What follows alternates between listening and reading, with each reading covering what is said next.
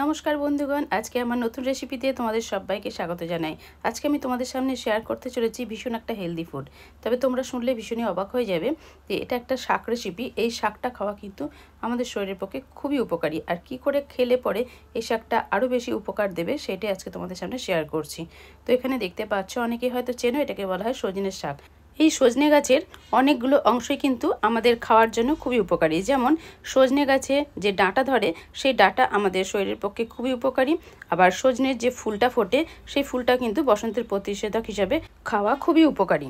সজনে ফুলেরও যেমন শাক করে আমরা খাই, তেমনি সজনের এই পাতাগুলো কিন্তু শাক করে খাওয়া যায়। রেসিপিটা শুরু করার আগে এই শাকটা কি করে বেছে ধুয়ে কাটতে হবে সেই প্রসেসটা তোমাদের সামনে শেয়ার করছি। শাকগুলো দেখতে পাচ্ছ লম্বা লম্বা ডালের সাথে ছোট ছোট পাতা রয়েছে। এই পাতাগুলোকে শুধু নিয়ে নিতে হবে। ছোট ছোট পাতাগুলো ছাড়িয়ে নেওয়ার আগে শাকগুলোকে খুব ভালো করে জল দিয়ে পরিষ্কার করে ধুয়ে নিতে হবে। ধুয়ে নেওয়ার পর এই পাতাগুলোকে ছাড়িয়ে নিতে হবে এইভাবে। আস্তে আস্তে টানলে কিন্তু পাতাগুলো আস্তে আস্তে এইভাবে গোছে চলে আসছে। আর খেয়াল রাখতে হবে যেন ডাল না থাকে। ডাল থাকলে পরে শক্ত শক্ত হবে, শাকটা কিন্তু মোটেও ভালো হবে না। রান্নার পর ডাঁটি ডাঁটি শক্ত শক্ত হয়ে পড়বে, সেটা অতটা ভালো লাগে না। তো এইভাবে অল্প অল্প করে ধরে ধরে এরকমভাবে ছাড়িয়ে নিতে হবে। তোমরা বুঝতেই পারছো, এরকমভাবে কচি কচি পাতা রয়েছে এখানে। কচি কচি পাতাগুলোকে এইভাবে টানলাম, টেনে এরকমভাবে ছাড়িয়ে নিচ্ছি। তবে যে ডালগুলো রয়েছে সেগুলো কিন্তু ফেলে দিতে হবে। তো এইভাবে সমস্ত শাকগুলোকে প্রথমে টেনে টেনে ছাড়িয়ে নিতে হবে। তবে এই শাক গাছ থেকে পাড়া বা কিনে নিয়ে আসার পর বেশিক্ষণ রাখা যায় না, কারণ পাতাগুলো ঝরে যায় বলে।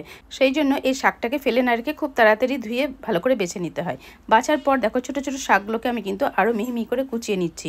তবে যতটা ভালো করে কুচানো হবে ততটা কিন্তু খেতে কিন্তু টেস্টি হয়। ওই জন্য খুব ছোট ছোট করে কেটে নিলে ভীষণই ভালো হয়। তাহলে মুখে কিন্তু ছিবড়ে ছিবড়ে হয়ে পড়বে না, কারণ এই শাকটা অতটা কিন্তু নরম না, একটু শক্ত শক্ত টাইপের হয়। ওই জন্য খুব ভালো করে এইভাবে কেটে নিতে হবে।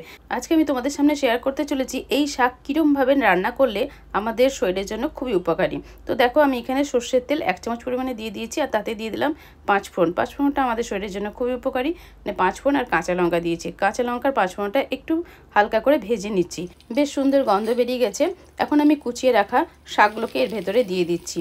শাকগুলোকে সমস্ত দিয়ে আস্তে আস্তে নাড়তে থাকবো। তবে গ্যাসের ফ্লেমটাকে আমি এখন কমিয়ে দিয়েছি।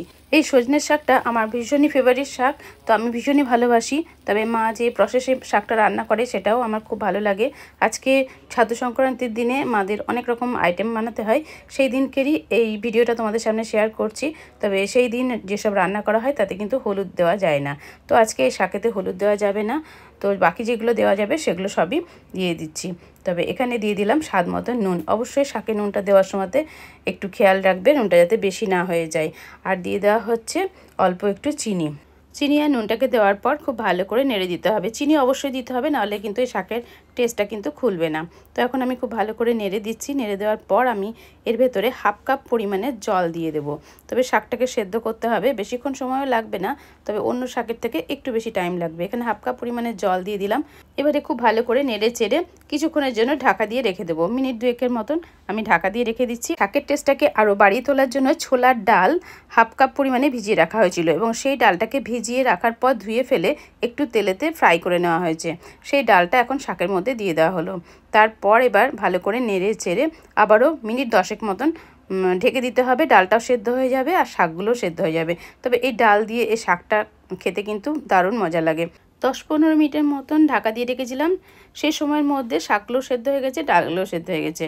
এখন বেশ সুন্দর গন্ধ বেরোচ্ছে। শাকগুলো হাত দিয়ে একটু দেখে নিলাম, বেশ সুন্দর মতন সেদ্ধ হয়ে গেছে। এখন আমার এই শাক রান্নাটা কমপ্লিট হয়ে গেছে। এখন গ্যাসের ফ্লেমটাকে অফ করে দিয়ে আমি একটা পাত্রে ঢেলে রেখেছি। তোমরা দেখতেই পাচ্ছ কত সুন্দর লাগছে, খেতেও কিন্তু ততটাই সুস্বাদু হয়। শাকটা শরীরের পক্ষে খাওয়া কিন্তু খুবই উপকারী। তো বন্ধুরা, আমার এই ভিডিওটা ভালো লাগলে অবশ্যই লাইক, কমেন্ট, শেয়ার এবং সাবস্ক্রাইব করে আমার পাশেই থেকো। নেক্সট দিন দেখা হবে। তোমরা বাড়িতে থাকো, সুস্থ থাকো। Tata, bye bye.